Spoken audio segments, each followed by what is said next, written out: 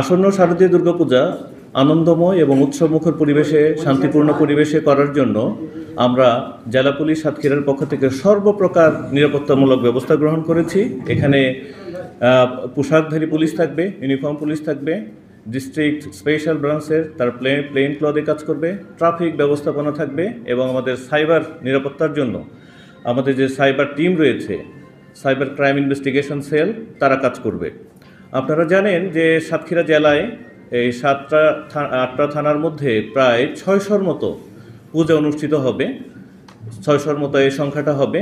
তো আমরা প্রত্যেকটা জায়গায় যেন একটা শান্তিপূর্ণ পরিবেশে হয়, এই জন্য যারা সনাতন ধর্মাবলম্বী যারা নেতৃবৃন্দ আছে তাদের সাথে আমরা মিটিং করেছি যে এটা যেন শান্তিপূর্ণ হয়, কোনো ধরনের অনভিপ্রেত কোনো ঘটনা যেন না ঘটে।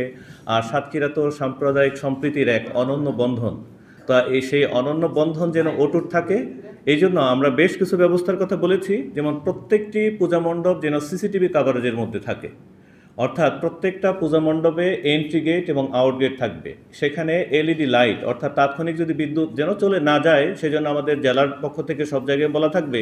তারপরেও যদি কোনো জায়গায় লাইটের কোনো হয় সেখানে এলইডি লাইট, অর্থাৎ তাৎক্ষণিক বিদ্যুৎ চলে গেলে যেন একবারে অন্ধকার না হয়ে যায়, এটা যেন সর্বোচ্চ নিরাপত্তা যেন থাকে, তা সেইগুলোর কথা বলেছি ভলান্টিয়ারদের কথা।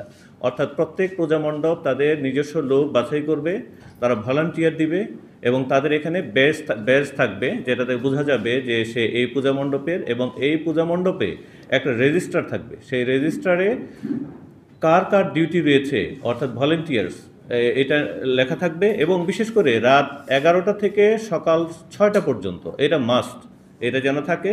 পাশাপাশি পুলিশ তো থাকবেই, সেখানে স্ট্যাটিক ডিউটি হিসেবে আনসার থাকে, আপনারা জানেন, সেরকম ব্যবস্থা থাকবে। আর যে আমাদের তো মোবাইল টিম সবসময় কাজ করতে থাকবে। তারপরেও থাকবে একটা কন্ট্রোল রুম, অর্থাৎ তাৎক্ষণিক কোথাও যদি কোনো প্রয়োজন পড়ে তাহলে আমাদের পুলিশ কন্ট্রোল রুমের মাধ্যমে কথা বলা যাবে। এবং আমাদের যে প্রত্যেক অফিসার ইনচার্জ যারা রয়েছে, এই 8টা থানার অফিসার ইনচার্জ, এই যে পূজার আগে এখন প্রতিমা তৈরি হচ্ছে, প্রতিমা তৈরির যে নিরাপত্তা, এই পূজা উৎসব চলাকালীন, অর্থাৎ 28 থেকে 2 তারিখ বা 29 থেকে 2 তারিখ পর্যন্ত, এবং পূজা পরবর্তী এই কোনোটা পর্বে যেন কোনো ধরনের কোনো অনভিপ্রেত কোনো ঘটনা যেন না ঘটে। আসলে আমাদের এখানে ঘটেও না। সাতক্ষীরা জেলা গত বছর আমরা দেখেছি বা ইতিপূর্বে আমরা দেখেছি সকল ধর্মবর্ণের মানুষের এত বেশি সমন্বয়, এখানে মানুষের সহযোগিতা এত বেশি, এবং আপনারা যারা সাংবাদিক রয়েছেন প্রত্যেকটা পর্যায়ের মানুষের অনেক অংশগ্রহণ থাকার কারণে এখানে কোনো ধরনের অনভিপ্রেত ঘটনা ঘটার কোনো সম্ভাবনা আমরা দেখছি না। এবং যেখানে বড় পূজা মণ্ডপ রয়েছে সেখানে মেটাল ডিটেক্টরও থাকবে, মেটাল ডিটেক্টরের মাধ্যমে যেন এটা চেক করা যায়। আর আমরা মনে করছি একটা ইন গেট থাকলে, একটা আউট গেট থাকলে, আর সিসিটিভি কাভারেজ যদি থাকে তাহলে কোনো সমস্যা হবে না। আর সাইবারে কেউ যদি গুজব তৈরি করতে চায়, যদি কোনো গুজবের মাধ্যমে কোনো অনভিপ্রেত ঘটনা ঘটাতে চায়, বা কোনো অনভিপ্রেত ঘটনা যারা অস্থিতিশীল কোনো কিছু যদি করতে চায়, আমাদের তাৎক্ষণিক ব্যবস্থা কাজ করবে। আমাদের কুইক রেসপন্স টিম একটা থাকবে, যে কোনো বিষয় হলে আমাদের কুইক রেসপন্স টিম থাকবে। এখানে আমাদের ডিবি রয়েছে, ডিবি এরা কাজ করবে। তারপরে আমাদের র্যাবের যারা রয়েছে তারা কাজ করবে। অন্যান্য বাহিনী তারাও কিন্তু এই পুজো উৎসব উপলক্ষে প্রত্যেকের আলাদা আলাদা নিরাপত্তা প্ল্যান রয়েছে, সেই অনুসারে সকলে কিন্তু সজাগ থেকে কাজ করতে থাকবে। আর আমরা আরেকটা বিষয় মনে করছি যে জমি জমা সংক্রান্ত কোনো বিরোধকে কেন্দ্র করে যেন সাম্প্রদায়িক সম্প্রীতির বিনষ্ট না করতে পারে, সেই জন্য আমরা বাছাই করছি যে এই ধরনের কোনো ঘটনা রয়েছে কিনা। আপনারাও সে বিষয়ে একটু দৃষ্টিপাত করবেন। আমরা দু একটা ঘটনায় দেখতে পেয়েছি ইতিপূর্বে যে বিষয়টা হয়তো জমি জমা সংক্রান্ত অথবা পারিবারিক, কিন্তু এই দিকে টার্ন করে। তো আমাদের ধারণা মতে আমরা যেটুকু আমাদের অ্যাসেস করেছি, আমরা যে তথ্য নিয়েছি, এই ধরনের কোনো সম্ভাবনা এখন পর্যন্ত আমরা দেখতে পাচ্ছি না।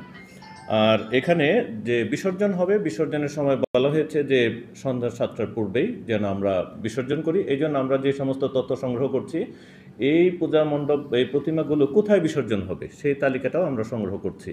আর সার্বিকভাবে সকলের সহযোগিতায়, সকল ধর্মবর্ণ পেশার মানুষের সহযোগিতায় আমরা একটা নির্বিঘ্ন, শান্তিময়, উৎসবমুখর একটা আসন্ন শারদীয় দুর্গোৎসব এটা আমরা পালন করব। এখানে যে সমস্ত এলাকাগুলোতে ট্রাফিক জ্যামের মতো সম্ভাবনা রয়েছে, যারা সনাতন ধর্মাবলম্বী যারা নেতৃবৃন্দ এখানে এসেছিলেন, আমরা ওই ট্রাফিকের ব্যবস্থাপনাও যেন ভালো থাকে, এবং তাদের নিজেদের মধ্যে থেকেও যেন ট্রাফিক ব্যবস্থাপনা সুন্দর করার জন্য, অর্থাৎ মানুষের যেন কোনো কিছু খোয়া না যায়, এই সমস্ত বিষয়। এবং সেই সাথে রাস্তায় চলাচলের জন্য বা রাত্রিবেলায় কোনো চুরি এরকম যেন সংগঠিত না হয়, সেই জন্য জেলা পুলিশ সর্বোচ্চ সতর্কমূলক ব্যবস্থা গ্রহণ করবে। আশা করি আপনাদের সকলের মাধ্যমে আমরা একটা সুন্দর, শান্তিপূর্ণ, নির্বিঘ্ন, উৎসবমুখর একটা শারদীয় দুর্গোৎসব এবার পালিত হবে এবং সাংবাদিকবৃন্দ যারা রয়েছেন আপনাদের সহযোগিতাও সকল পর্যায়ে আমাদের সাথে থাকবে। সকলকে ধন্যবাদ। পূজা উদযাপন কমিটি বলছে যে 55টার মতো ঝুঁকিপূর্ণ কেন্দ্র আছে। আপনাদের কাছে এই ধরনের কোনো তথ্য আছে কিনা যে কোনো কেন্দ্র ঝুঁকিপূর্ণ, এবং আপনাদের কাছে যদি তথ্য থাকে তাহলে এখানে এক্সট্রা কোনো নিরাপত্তা ব্যবস্থা নেই? আমরা সেই ঝুঁকিপূর্ণ এবার আমরা কোনো এরকম দেখছি না। তো ইতিপূর্বে দু একটা ঘটনা ঘটেছে, হয়তো ঢিল মেরেছে, এই ধরনের কোনো বিষয় টিষয় যদি থাকে আমরা এগুলো দেখছি। হ্যাঁ, এগুলোর জন্য আমাদের আলাদা স্পেশাল টেক কেয়ার থাকবে এবং আমাদের অফিসের ইনচার্জ যারা রয়েছেন, আমাদের তো জানেন যে এখানে ৭৮টা ইউনিয়ন রয়েছে, ৭৮টা ইউনিয়নে ৭৮টা বিট রয়েছে। আমরা প্রত্যেককে নির্দেশনা দিয়েছি যে কোনো ধরনের কোনো ঝুঁকি আমরা মনে করি না। একটা ধর্মীয় অনুষ্ঠান, এখানে কোনো ঝুঁকি নাই, এখানে অনিরাপদ কোনো বিষয় থাকবে না।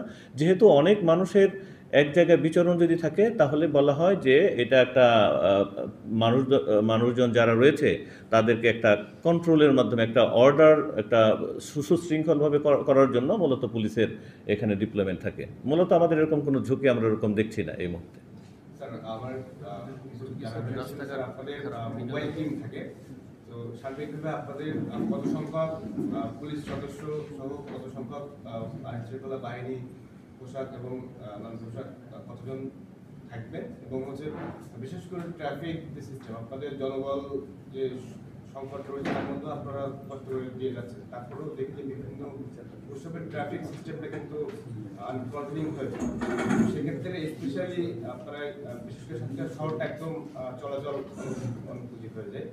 এই যে আপনি ট্রাফিক সিস্টেম নিয়ে বলেছেন, তো স্পেশালি এটা নিয়ে আপনি অন্য কোনো পরিকল্পনা আপনি হাতে নিয়েছেন? ঠিক আছে, ধন্যবাদ।